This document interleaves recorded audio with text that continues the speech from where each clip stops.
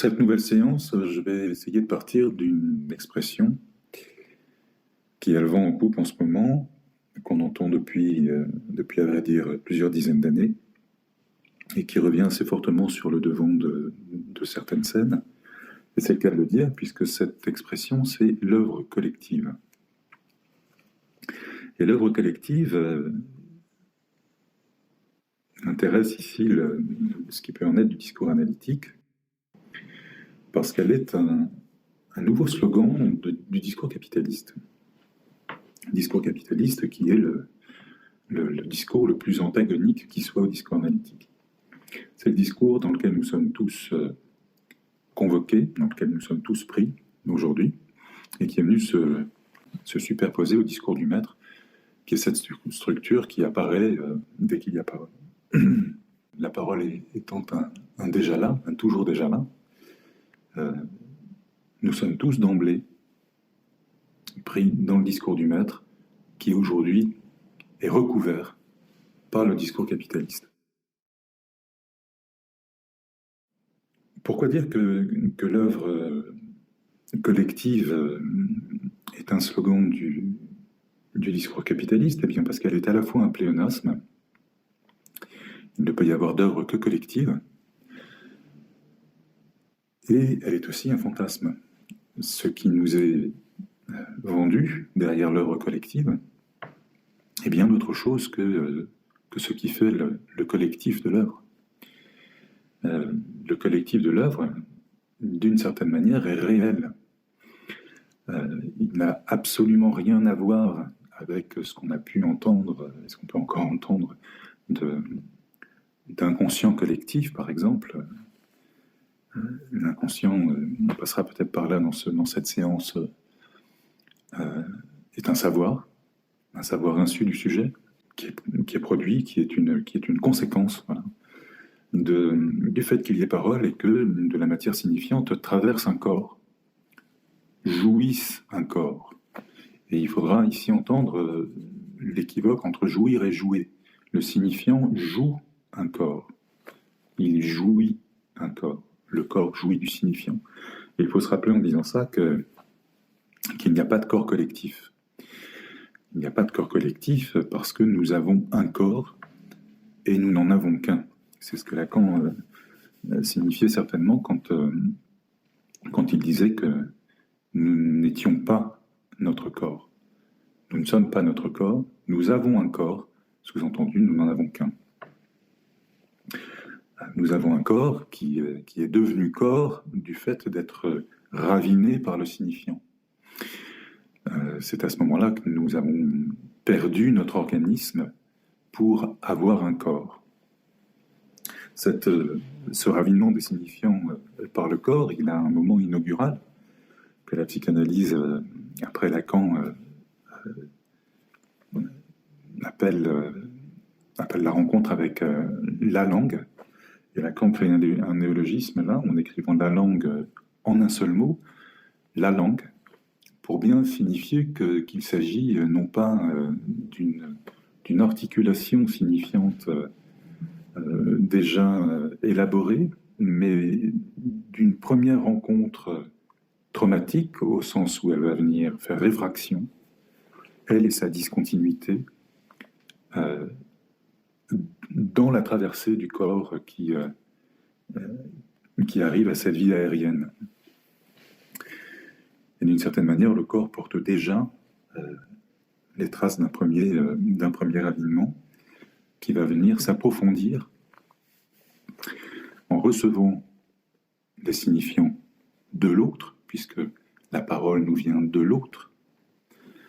Et pour ce qu'il en est de l'œuvre, l'œuvre est affaire de rencontre avec la matière, qu'il s'agisse de vers à écrire, à composer, ou d'une pièce de bois à sculpter, d'un livret à écrire, d'un opéra à composer, d'un tableau à peindre ou d'un film à réaliser.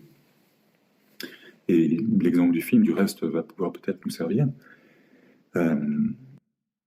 Tout ça procède de la rencontre d'une matière sensible, qui va traverser un corps et l'altérer. L'altérer, c'est déjà dire qu'on convoque ici la dimension d'une certaine altérité. Les signifiants nous viennent de l'autre. Ils nous sont étrangers.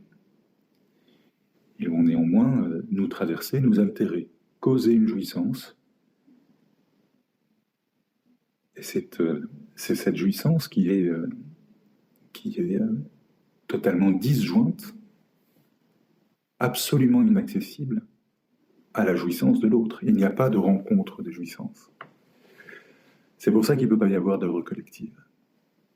Il ne peut pas y avoir d'œuvre collective parce que une équipe de cinéma dont chaque membre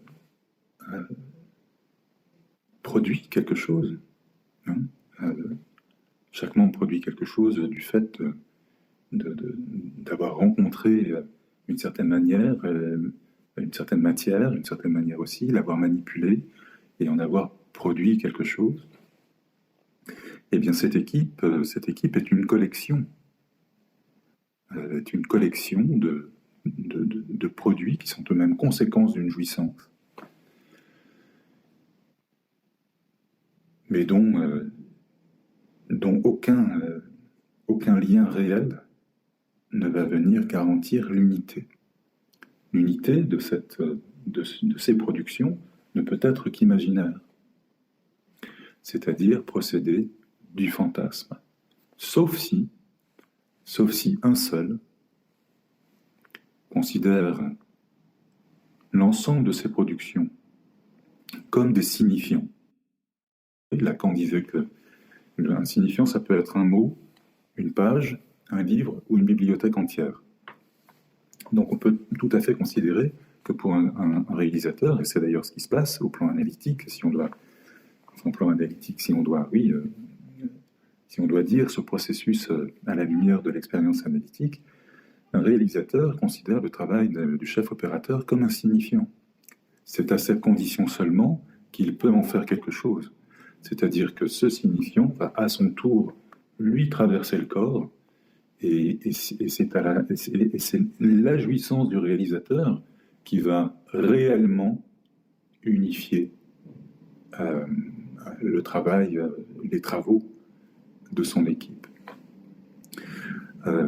Donc on voit bien là que la conjonction des jouissances est un fantasme, l'union des productions est un fantasme, c'est le même, et que ce qui va venir servir l'unité d'un travail sur un film passera inévitablement par le prisme d'un seul, par la jouissance d'un seul. Donc on est là dans une forme de dialectique qui montre bien que l'œuvre collective est un pléonasme, parce qu'il ne peut y avoir d'œuvre que collective. Les signifiants nous sont reçus, la parole nous est reçue, elle est toujours déjà là. Nous nous plaçons dans une généalogie. Nous ne sommes pas notre propre origine. Donc même quand un créateur est seul avec la matière, il n'est pas l'origine de son propre geste. Il est déjà traversé d'une matérialité, la parole, qui l'a précédé. Et il faut rappeler que l'œuvre elle-même, si elle en est une, l'œuvre elle-même aura convoqué un sujet, si bien que Estrada s'adressera à un autre sujet, convoquera de l'autre côté de ce geste un autre sujet qui va l'apercevoir. Mais là, il faut considérer l'œuvre comme une parole arrêtée. Une parole arrêtée dans un cadre, mais une parole néanmoins. Donc même quand le créateur est seul, le geste reste un geste qui l'aura précédé, un geste dont il n'est que le vecteur. Je prends l'exemple de Mozart. Mozart n'est pas le génie sur la table duquel est tombée d'un bloc une science providentielle. Mozart est un homme qui a su, dont le génie, c'est-à-dire la capacité d'invention, a su se laisser traverser par les quelques dizaines d'années, voire les 2 siècles qui l'ont précédé. Donc l'œuvre collective est un pléonasme, parce que les signifiants nous viennent toujours de l'autre, que ce soit d'un autre chronologique ou d'un autre logique. La parole nous est reçue, elle et sa discontinuité, et nous sommes pris dans une histoire. Nous sommes déjà la conséquence, nous sommes toujours déjà la conséquence d'une histoire. Donc au plan chronologique comme au plan logique, l'œuvre est nécessairement collective. Et elle va passer par la jouissance d'un seul qui la signe. Et on pourrait écrire qu'il la signe de bien des façons, sachant que c'est davantage l'œuvre qui assigne son auteur. Mais si l'auteur signe l'œuvre, on peut avoir envie de l'entendre du côté de la langue des signes, de ce qui vient justement dans cette modalité de parole qu'est la langue des signes, de ce qui vient unifier par une seule jouissance des signifiants qui pourraient rester épars. C'est en ça que l'œuvre est une parole.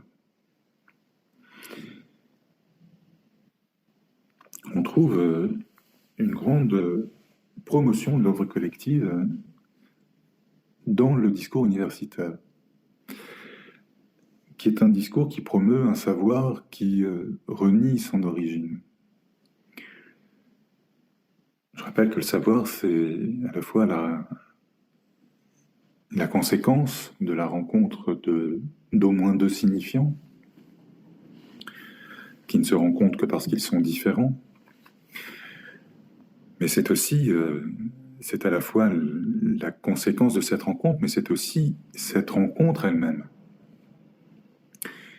Le savoir, comme disait Lacan, en jouir, c'est l'acquérir. La jouissance d'un savoir, c'est son acquisition même. Si bien qu'il n'y a jamais de savoir figé. Il n'y a pas non plus de savoir partageable, puisque les jouissances sont disjointes. Il n'y a pas de rencontre des jouissances. Donc le savoir ne se partage pas. Ce qui se partage, c'est des connaissances. Ce sont des conséquences de savoir qu'on va figer, enfermer, stabiliser dans des énoncés. Je me suis vu prendre cet exemple il y a peu de temps à propos de discours universitaires pour un laborantin qui fait des expériences sur un rat en le soumettant à des variations d'intensité, c'est-à-dire à de la discontinuité, autrement dit à du signifiant. Eh bien le savoir, il est du côté du rat. Un savoir se jouit. Je disais il y a quelques minutes qu'il fallait vraiment faire la jonction, le profiter de l'équivoque, du jouir et du jouer. Le rat est joué par la discontinuité sensitive qui lui est infligée. C'est lui qui sait. Le laborantin, lui, va tirer de cette expérience des connaissances. Mais le savoir est du côté du rat. Voilà, qui aurait dit qu'en parlant d'œuvre collective, on parlerait d'expérience sur un rat. L'œuvre collective est donc une expression qu'on trouve beaucoup du côté du discours universitaire, ce qui permet de retrouver effectivement le lien imaginaire qui va se tisser entre les travaux des uns et des autres pour faire consister ce qu'on va appeler un corps, on va même appeler ça un corpus. C'est un corpus qui est unifié et qui va prendre une identité, autant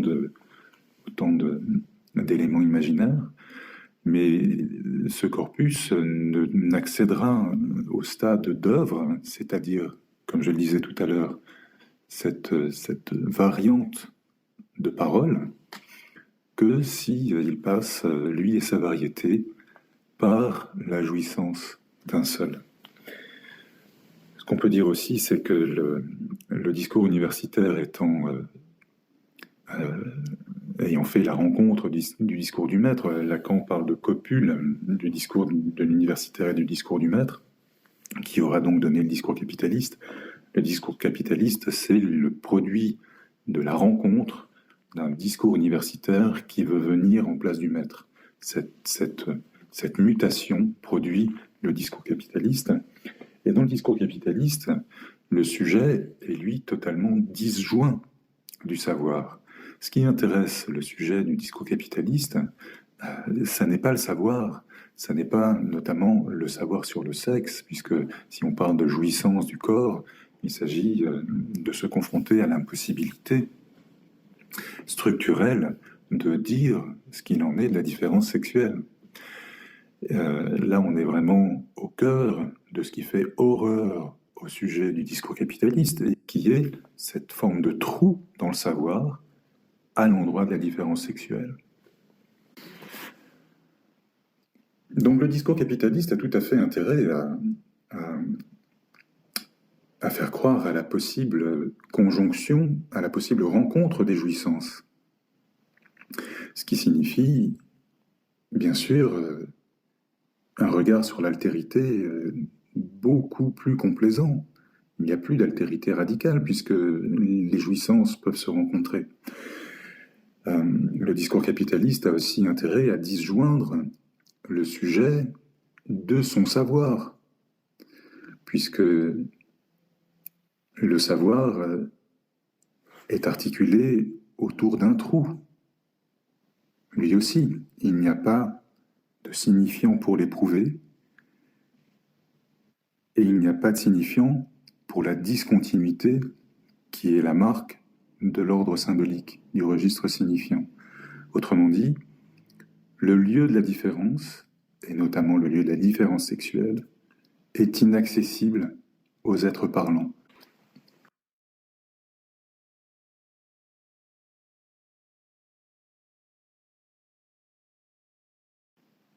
Donc l'œuvre collective nous a emmenés ici, c'est-à-dire à ce lieu d'un savoir articulé, organisé autour d'un non-savoir, un trou dans le savoir qui soutient le savoir lui-même et qui préside à l'horreur de savoir, ce qui accompagne le savoir, comme Lacan le disait, ce qui préside au savoir, ce n'est pas le désir de savoir, c'est l'horreur de savoir. L'horreur notamment de savoir que tout ne rentre pas dans le savoir. Toute la vérité ne peut pas rentrer dans le savoir. On vient de le dire, le savoir est troué. Et pour finir, peut-être, cette histoire d'œuvre collective, de faire exister, ou essayer de faire consister un lien imaginaire entre des jouissances qui pourraient se rencontrer, ou alors à essayer de faire miroiter la possibilité d'une œuvre qui ne serait pas collective, qui serait totalement affranchie de toute altérité, de toute précédence.